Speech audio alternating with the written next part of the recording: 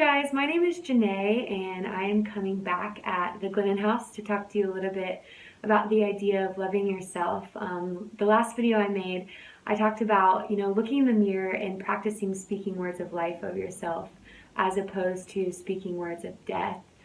So much of what we think in our heads about ourselves are negative, and so what if we started proactively speaking powerful words of encouragement and the truth of God, and things that we hate about ourselves, like choosing to love it and speaking it in the mirror.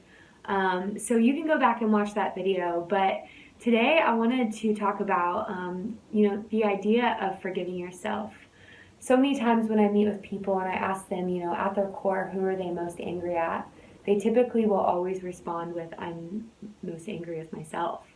And that's for various reasons. We could have deliberately wronged people. We could have deliberately messed up our life. We could have done something absolutely terrible, or we have all these unfulfilled expectations that we put on ourselves to be a certain image.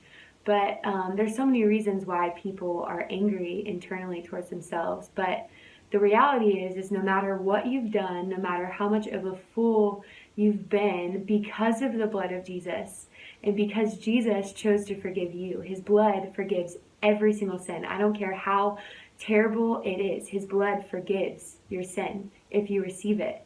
So now, if you receive Jesus' forgiveness, you now have the opportunity to forgive every single thing within you that you feel shame towards.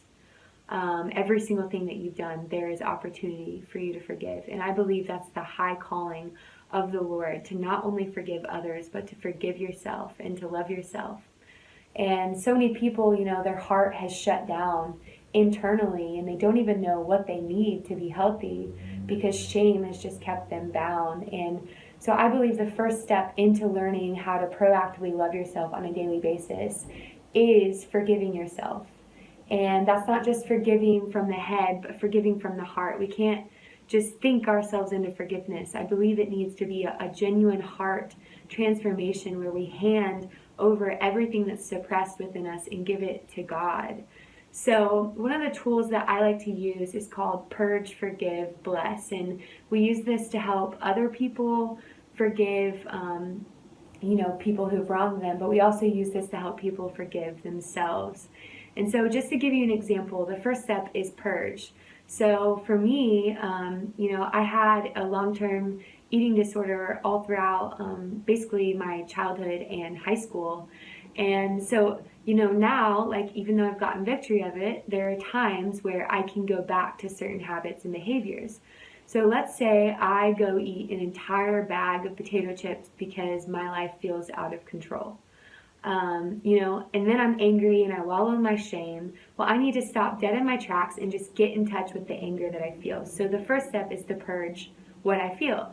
So I would just say out loud, like, Janae, I'm so angry for going back. I'm angry at you for going back to that old habit. Like, you're so much better than that. Why did you go back to that? That was so stupid. I'm angry at you for going back to when you feel out of control, like going to the one thing that creates this false illusion of control, and getting in touch with all these things that I'm just like so mad at myself for. And then once I feel like everything that I'm mad at that's suppressed comes to light and I give voice to it, I will sit there and I'll open my hands and I'll be like, Janae, you do not deserve my forgiveness, but I'm going to give it to you anyways, because that's what Jesus did for me. And so, Janae, I forgive you for eating that bag of potato chips when you felt out of control. And this is me just believing that I'm handing it over to God. It doesn't condone the sin ever. Forgiveness never condones the sin. All it does is, in faith, believe that God is the only righteous judge. I cannot judge myself. Shame is what it's me trying to punish myself. When Jesus and God, they are the judge. So when you forgive, you're handing over all that offense and just trusting them to deal with it, and choosing to unconditionally accept and love yourself again. So I forgive you for, that's the second step. And then the third step, I believe, is where a lot of the relief comes in. It's Janae, I bless you with. So I would probably bless my self. Like, Janae, I bless you with self-control. I bless you just with a peace in your heart, that when you feel out of control, that you can go into the Lord and find his peace and not be shaken. And, I really want to dream on behalf of the Lord as I bless myself, what he wants to say over me. And I believe that's where so much of the shame is removed, is when we start to bless ourselves. And I just really believe in this process. Like, don't underestimate the tools. Like, they really help.